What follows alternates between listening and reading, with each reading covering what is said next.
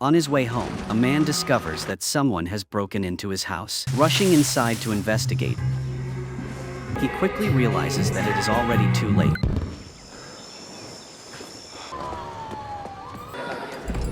His wife has been brutally murdered. She just had a second transfusion, and she's on heavy pain meds. Consumed by rage, he devises a relentless plan to take revenge on those responsible for her death. The tragic man is known by the code name The Killer, a masterful assassin. The killer is renowned for his discipline and meticulous attention to detail. Even a single moment of negligence could cost him his life. Earlier, the killer was on a mission to eliminate a billionaire in Paris. He was hiding on a building across the street, patiently waiting for his target to appear at the window. Suddenly, a stunning young woman appeared alongside the billionaire, moving constantly. Their continuous displays of affection made it impossible for the killer to stabilize his scope. Finally, the billionaire sat still. The perfect shot had presented itself. At that moment, the killer's heart rate read 65. He knew it wasn't his optimal state. It was a fatal mistake. The shot missed its mark, and the curtain was instantly drawn. With the mission failed, the killer swiftly dismantled his equipment, collected the spent shells and debris, and left the scene. He then boarded an electric vehicle hidden in the basement, weaving through alleyways to evade the police. Along the way, he discarded magazines and his helmet, meticulously erasing every trace of his presence. Immediately after, he headed to the restroom near the convenience store to clean himself up. Being fastidious about hygiene, the killer shaved and changed into a fresh set of clothes.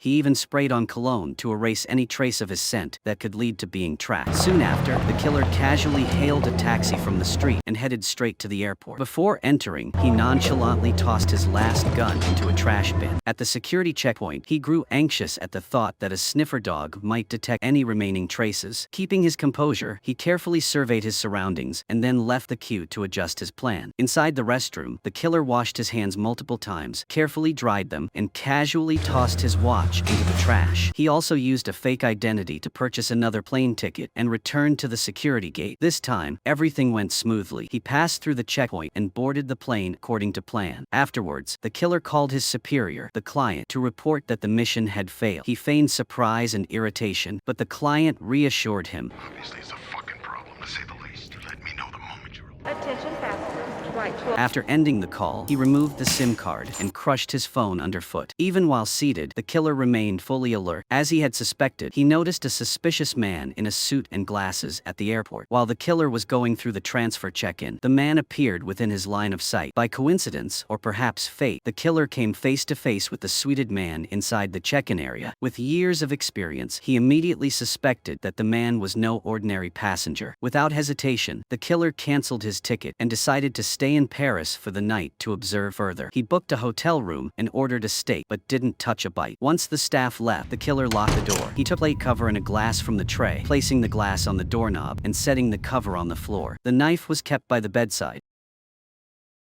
Fortunately, the night passed peacefully without any incidents. The next morning, the killer thoroughly inspected the hotel room before leaving, humming a few tunes as he boarded the plane. Before long, he landed in the Dominican Republic, where he resided. The killer made his way to a hidden pickup truck and set off toward his suburban home. Along the way, he constantly changed his route, crossing fields, dense forests, and isolated highways. It wasn't until he had traversed half the city that he finally arrived at his house. Tucked deep within a remote area, he noticed unfamiliar footprints on the ground just outside the door. The killer drew his gun and quickly loaded it before stepping out of the vehicle. With agile movements, not daring to waste a single second, he sprinted full speed toward the apartment, carefully observing the situation inside. Once inside, the footprints confirmed his suspicion. Someone had broken in. Raising his gun, the killer began, meticulously searching every corner of the apartment. Although he checked every room, no one was there. Yet the furniture was in disarray, and bloodstains were scattered throughout the space. The signs clearly indicated that a violent struggle had just taken place. Panicked, the killer grabbed his phone and made an urgent call. It was then that he learned his wife was in the hospital, receiving emergency care. And the killer could hardly believe what his wife's sister had just told him over the phone. She explained that his wife had described the intruders as a man and a woman, and that they had eventually fled in a vehicle resembling a taxi, a green-colored car, similar to a cab but without any company markings. The killer tried to calm his wife's sister, assuring her that this ordeal would come to an end, and firmly promised that something like this would never happen again. In the following days, the killer wandered through the streets of Florida. Every day, he kept a close eye on every taxi that sped past. Yet despite his vigilance, he still couldn't locate the green vehicle he had been tracking. After days and nights of relentless searching, he finally spotted the vehicle. The old green car was parked in a rather deserted lot. As night fell, the killer sneaked into the parking area and persuaded the guard to unlock the car. The moment the door opened, he pointed his gun at the guard. He then swiftly rifled through the computer in the operations office, tracing an order that was destined for the very apartment he was staying in. According to the information displayed, the order had been handled by a young driver named Leo. Having secured the lead, the killer deliberately ransacked the office, scattering a few bills on the floor to stage the scene of the robbery. The next morning, the killer stopped his car by the roadside, waiting for the driver to check in. The young man with curly hair quickly came into his sights. Sure enough, he was Leo, the driver the killer had been tracking. Posing as a tourist, the killer stepped into the taxi Leo was driving. Shortly after the car started moving, killer pointed a gun at him from the back seat.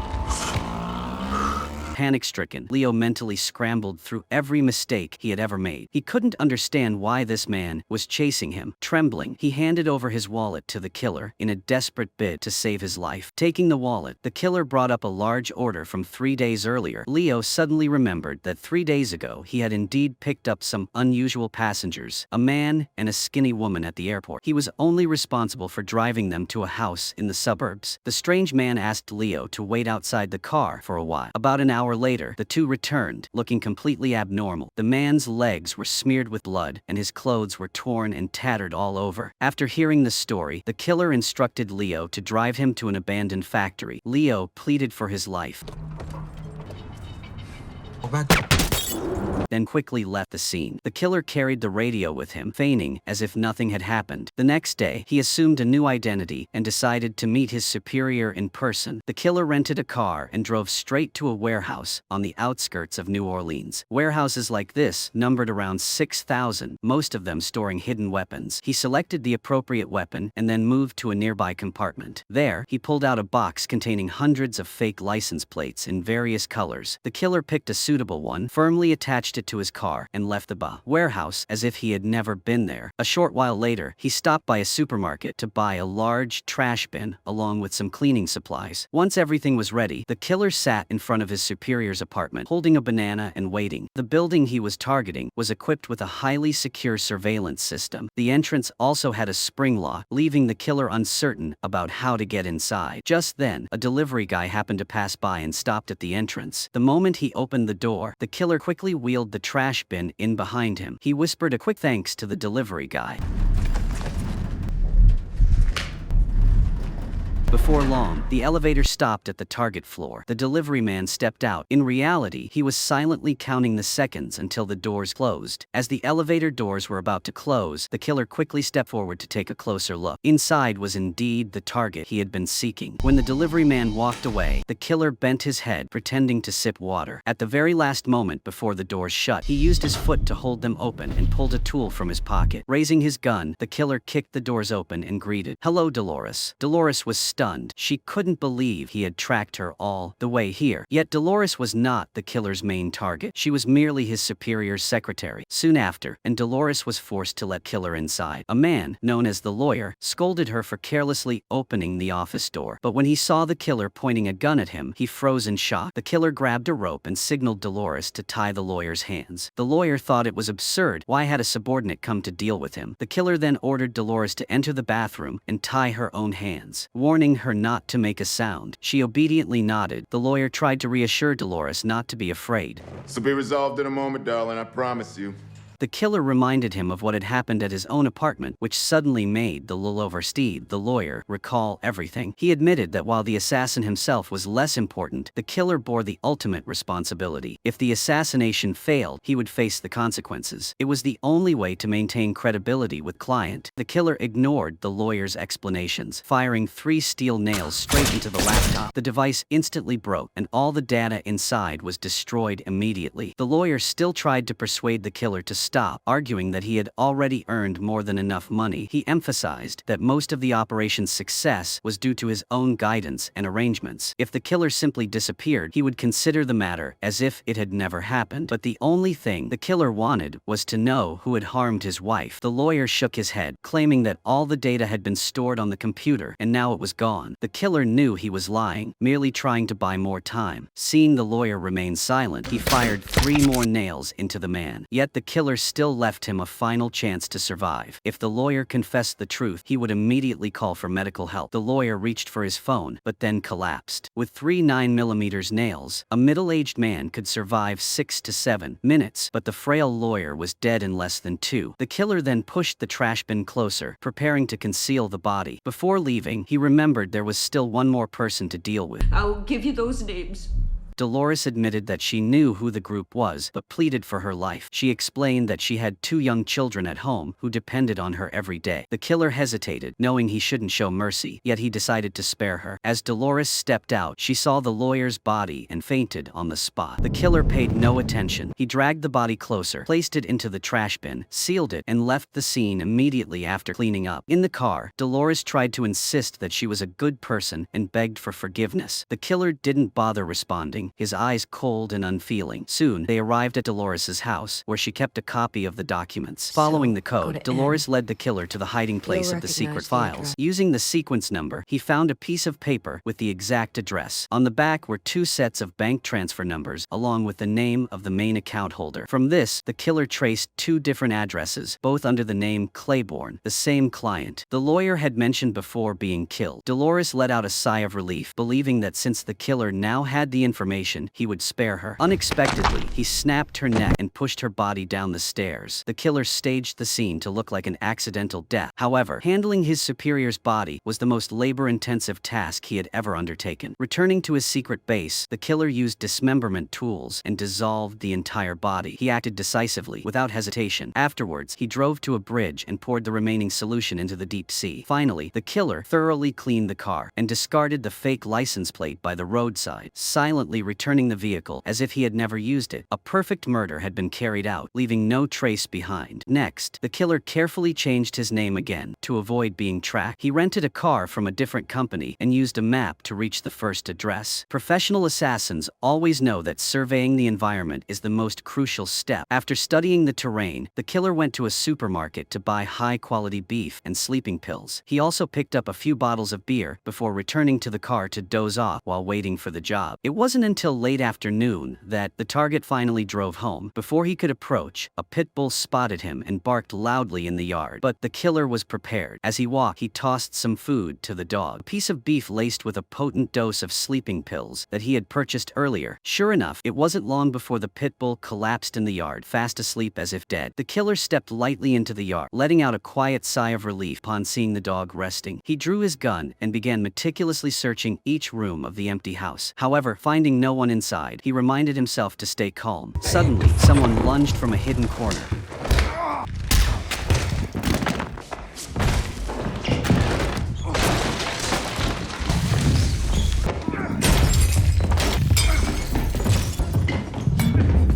After several rounds of combat, the brute seemed to have gained full control.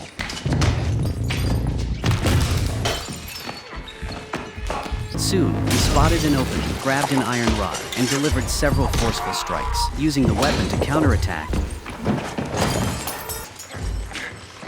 the killer quickly swept his leg, causing him to fall. Realizing the disadvantageous situation, he ducked behind a cabinet, skillfully dodging the brute's shots. The killer then silently slipped into another room, searching for a route to counterattack. The brute entered, but saw no one in the dark room. Unbeknownst to him, he had already been struck in a vulnerable spot without realizing it. On this side, the killer had retrieved his gun and fired relentlessly toward the door without hesitation. Eventually, the brute collapsed, motionless, ending the battle in his own house. Then the pit bull charged at him, forcing the killer to flee the scene immediately. Fortunately, he managed to close the door just in time, trapping the dog inside. After escaping past the iron fence, The killer lit a match and set a gasoline bomb, hurling the flames into the house. The fire erupted violently, consuming all the evidence he had left behind. Once it was done, he left the scene in a disheveled state. The killer assumed a new identity, and before his wounds could fully heal, he continued his pursuit of the remaining target. Using his alias, he rented a car and drove to the next target's residence. He downed half a bottle of ibuprofen to dull the pain, staying awake until midnight without a moment's rest. Finally, a white woman emerged. The expert, just as Leo had described, she was gone, and her appearance matched perfectly with his memory. The killer silently tailed her car until a red light, raising his gun to aim directly. But the moment he saw the expert's beautiful face, he hesitated and stopped. The killer waited for another opportunity and soon spotted her dining at an upscale restaurant, prompting him to devise a plan. He knew well that when a woman is targeted, the first suspect is always the husband or boyfriend. Thus, the killer intended to exploit this assumption to ensure the assassination would be flawless. As he sat across from the expert, she immediately froze upon seeing the gun, unable to remain calm. She guessed that the brute had been killed by the killer and begged him for more time. The expert pleaded to finish her final meal before explaining everything. She insisted that she had tried to stop the brute, but he wouldn't listen, which ultimately led to the disaster of that day, something she claimed she had no part in. After she finished eating, the killer led the expert away from the upscale restaurant. They strolled along the deserted riverside, and he signaled for her to keep walking. As they passed a flight of steps,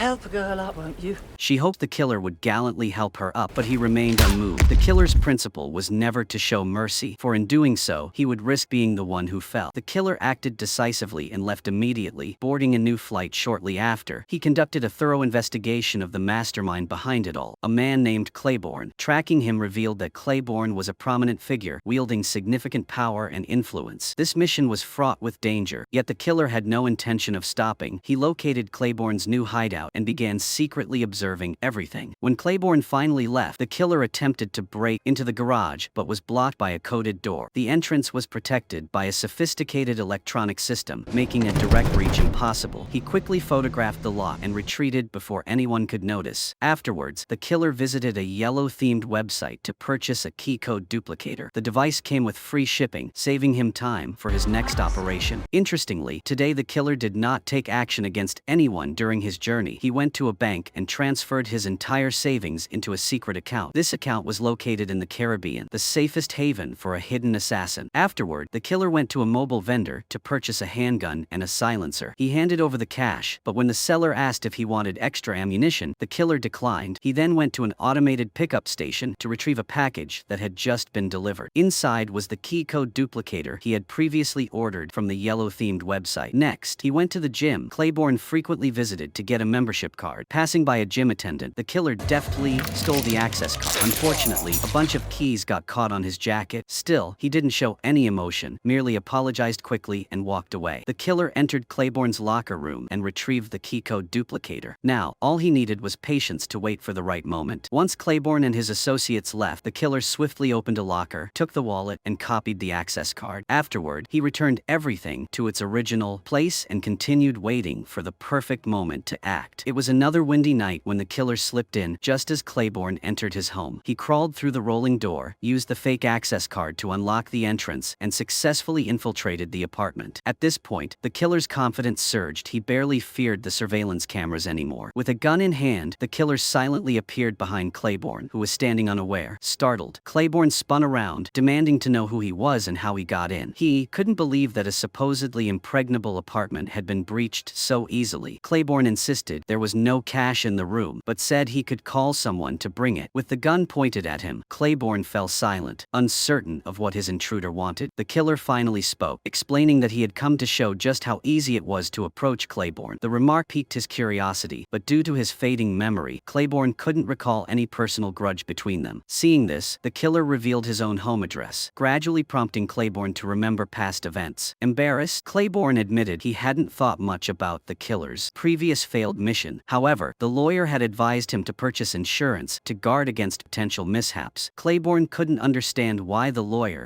had been held responsible for the error. Despite his confusion, Claiborne transferred E1 Wu Tenmeiman into the account as requested. The lawyer promised to handle everything, though Claiborne remained largely unaware of the details. He insisted firmly that there was no personal vendetta between him and the killer. After hearing everything, the killer realized that it had all been orchestrated by the lawyer. He didn't want to prolong the encounter and coldly issued Claiborne a single warning. If he wanted, the killer could return at any time. Claiborne still didn't fully understand what was happening, but at least he was alive. The killer then returned to the elevator and tore up the paper containing the address of his final target. This mission had been completed flawlessly, leaving no trace behind. Finally, the killer left the United States and immigrated to the Dominican Republic under a new identity he had prepared. His wife, fortunately, had fully recovered, and the two of them were able to enjoy a peaceful life there. And with that, the film comes to an end. Thank you all for watching.